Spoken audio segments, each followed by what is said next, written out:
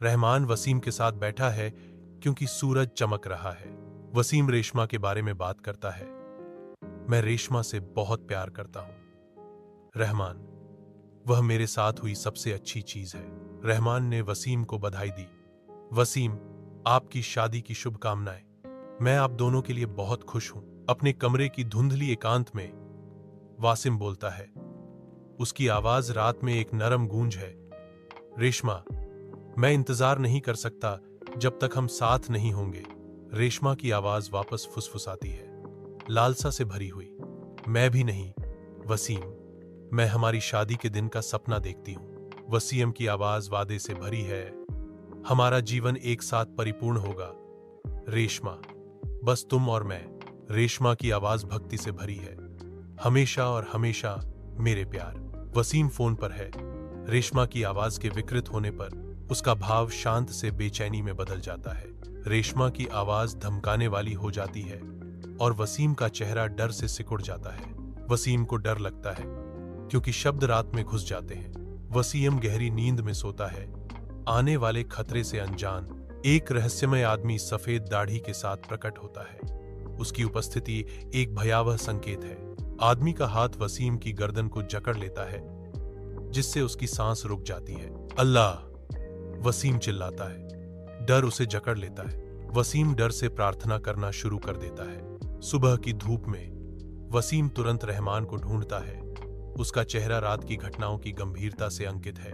रहमान, मुझे तुम्हें बताना है कि कल रात क्या हुआ था। रहमान वसीम के शब्दों का भार महसूस करते हुए चिंता से जवाब देता है।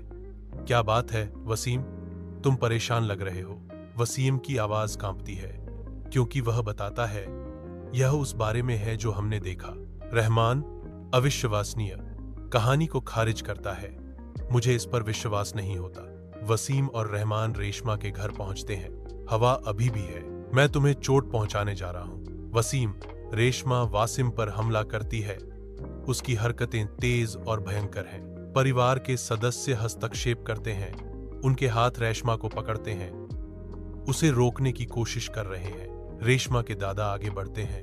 उनकी आवाज प्राचीन ज्ञान से गूंजती है। उसे एक जिन्न ने पकड़ लिया है। वसीम और रहमान अस्पताल के प्रवेश द्वार के पास आते हैं। उनके चेहरे उम्मीद और डर का मिश्रण है। बांझ सफेद इमारत उनके सामने मंडराती है, जो अंदर के संकट की एक कठोर याद दिलाती है। रेशमा कमजोर होकर बिस्तर पर बैठती है। उसका चेहरा पीला और मुरझाया हुआ है।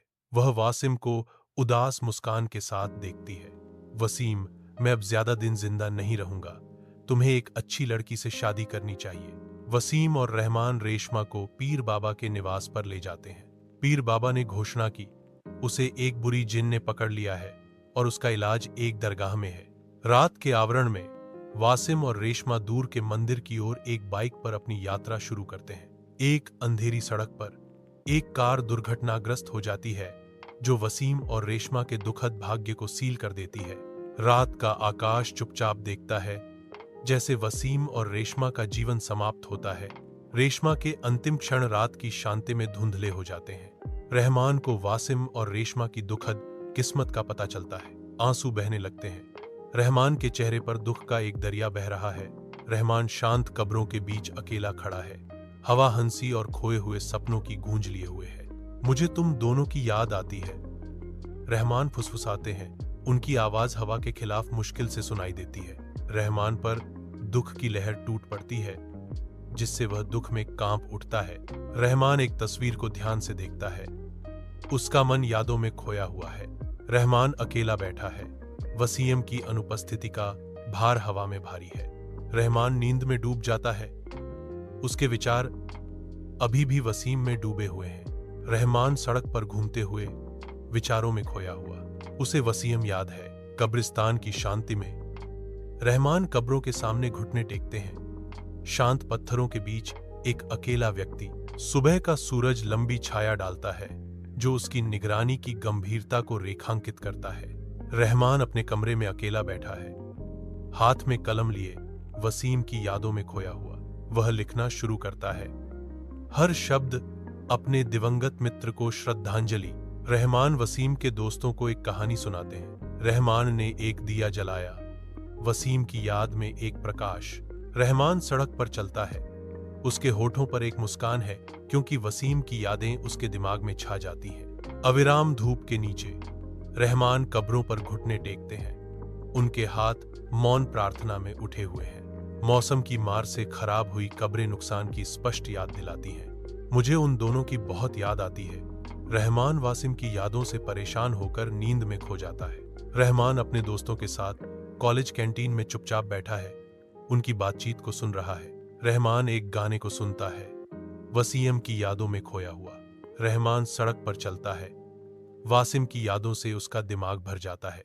रहमान कब्रिस्तान में खड़ा है, कब्रों पर पानी डाल रहा है। रहमान अकेले बैठे हैं, वसीम की याद में छंद गढ़ रहे हैं।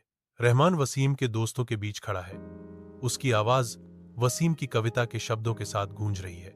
रहमान के बोलने पर कैंटीन में उत्सुकता भर जाती है। अपने कमरे की शांति में रहमान एक मोमबत्ती जलाता है, वसीम को एक मौन श्रद्धांजलि। रहमान अकेले सड़क पर चलता है। दुख उसके चेहरे पर अंकित है, क्योंकि आंसू उसकी गालों पर बहते हैं। रहमान गिर जाता है। दुहक उसे निगल जाता है, क्योंकि वह वसीम और रेशमा की कब्रों को पकड़ लेता है। रहमान बिस्तर पर लेटा है, बीमारी से ग्रस्त है और वसीम के दर्शनों से त्रस्त है। रहमान अस्पताल पहुंचता है। रहमान अस्पताल से घर लौटता है। रहमान व्यस्त कॉलेज कैंटीन में अकेला बैठा है। रहमान वसीम की यादों से अभिभूत है। रहमान हमेशा के लिए वसीम और रेशमा के बगल में आराम करते हैं। कच्ची धरती प्राचीन पत्थरों के खिलाफ एक ताजा घाव है। कब्रिस्तान में दोस्त फूल रखकर वसीम, रेशमा और रहमान का सम्मान करते हैं। रहमान के कमरे की शांति में दोस्त एक दिया जलाते हैं, जो उनकी याद में एक मौन श्रद्धांजलि है। दिए की धीमी रोशनी टिमटिमाती है, जिससे कोमल छायाएं पड़ती हैं, जो रहमान के शोकग्रस्त दोस्तों के चेहरों पर नाचती हैं। रहमान के दोस्त सड़क पर चलते हैं, उसकी यादों में खोए हुए। कब्रिस्तान में रहमान के दोस्त उसकी कब्र पर प्रार्थना करने के लिए इकट्ठा होते हैं। रहमान के दोस्त गहरी नींद सोते हैं। उनके दिमाग में उनकी यादें भरी हुई हैं। हलचल भरे कॉलेज कैंटीन में रहमान के दोस्त इकट्ठा होते हैं।